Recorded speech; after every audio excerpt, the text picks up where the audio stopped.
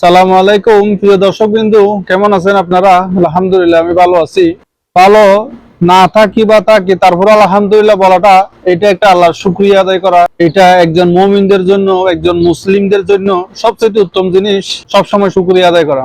আপনি যদি মুসলিম হয়ে থাকেন, একজন মুমিন হয়ে থাকেন, তাহলে আপনি অবশ্যই বাধ্য যে বিশ্বাস করতে রিজিক শুধুমাত্র আল্লাহর হাতে নির্ধারিত। অর্থাৎ একজন মানুষ সৃষ্টির পূর্বে আল্লাহ তাআলা 50 বছর পূর্বে রিজিক নির্ধারণ করে রেখেছে, বিভিন্ন হাদিসে পাওয়া যায়। সেখান থেকে বলি, আপনি যদি অবশ্যই মুমিন হন বা মুসলিম হন, যদি আল্লাহর বান্দা হয়ে থাকেন, তাহলে রিজিক যে আল্লাহর হাতে, সেটা অবশ্যই বিশ্বাস করা একজন ইমানদারের কাজ।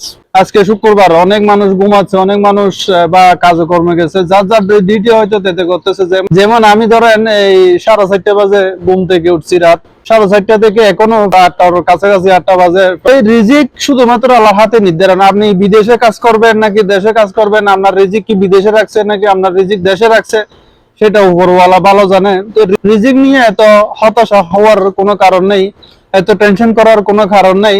আপনার রিজিকে যেটা থাকবে সেটা হয়তো একটু আগে আসবে, না হয় একটু পরে আসবে। আর যেটা আপনার রিজিকে থাকবে না, সেটা আপনি শত চেষ্টা করার পরও পাবেন না। এটা আল্লাহর কুদরতি সিস্টেম। এটা নিয়ে আপনি যত টেলাটেলি করেন না কেন, কিছুই করতে পারবেন না, কারণ এগুলা নির্ধারণ করে আল্লাহ তাআলা।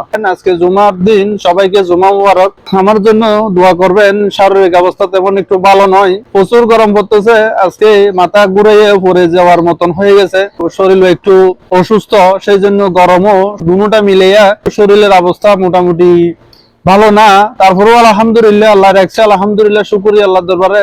এই বিদেশের মাটিতে, এখানে এক দেশের একজন, সকল প্রবাসী এই বিদেশের মাটিতে সুস্থভাবে জীবনযাপন করুক, এটাই শুভকামনা করি। সবার জন্য দোয়া রইল। সবাইকে জুমা মুবারক। আসসালামু আলাইকুম।